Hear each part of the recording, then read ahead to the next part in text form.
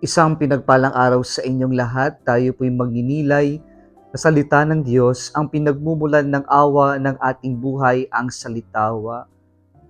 Tampok po sa ating ebanghelyo ngayon ang isang amo na nagpunta sa ibang lugar at kanyang ipinagkatiwala ang kanyang ari-arian sa kanyang mga alagad, sa kanyang mga alipin.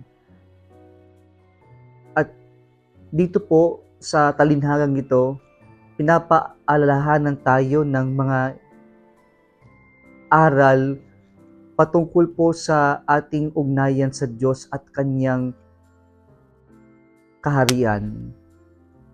Una po, pinapaalala sa atin na hindi po tayo ang may-ari ng mga bagay sa mundo. Tayo'y mga katiwala lamang ng Diyos. At bilang katiwala ng Diyos, tayo ay pinagkatiwalaan, tayo'y pinahiraman ng mga bagay-bagay sa mundo, talento, galing, maski yung ating pagsisikap, maski yung ating panahon, yung ating buhay, yung uh, ating talento, yung ating mga yaman, ito'y mga ipinahiram, ipinagkatiwala lamang ng Diyos sa atin. Pangalawa, pinapaalala sa atin ng talinhaga na ito na kailangan nating magtrabaho. Hindi pwede ang tamad sa kaharian ng Diyos. Ang mga nakakapasok lamang sa paghahari o kaharian ng Diyos ay yung mga kumikilos, yung mga gumagawa, yung mga ginagamit ang ipinagkatiwala ng Diyos sa kanila. At ito yung nais ng Diyos na tayo'y makibahagi at gamitin natin ang ating mga talento, oras para sa paghahari ng Diyos, para makatulong sa iba, na tayo'y gumamit, kumilos ng sa ganun ay tayo'y maging kabahagi ng paghahari ng Diyos, ng kaharian ng Diyos. Kaya nga po, the parable calls us to participation, to participate, to use whatever God entrusted to us.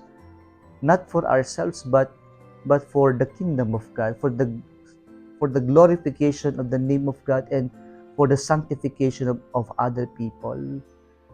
Pangatlo po, pinapaalala sa atin dito na ang ating motibo sa paglilingkod o sa pakikibahagi ay para sa kaluwalhatian ng Diyos at hindi yung ating pagiging ganid o makasarili. Ito po yung pagkakamali ng ikatlong alipin o alagad. Siya ay naging makasarili, inisip lamang niya ang kanyang sarili, kaya hindi niya ginamit yung ipinagkatiwala sa kanya ng kanyang amo. Kaya po, ang nakakapasok sa paghahari ng Diyos ay yung mga marunong magbahagi, hindi makakapasok sa kaharian ng Diyos ang mga makasarili, yung mga taong iniisip lamang nila ang kanilang kapakanan at nakakalimutan nilang gumawa ng mabuti para sa ibang tao.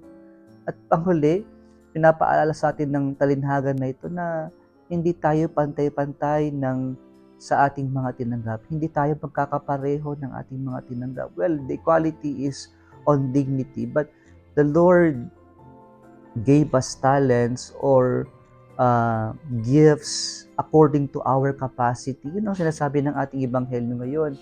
Kaya hindi tayo pantay-pantay ng tinanggap. Magkakaiba tayo o hindi tayo magkakapareho.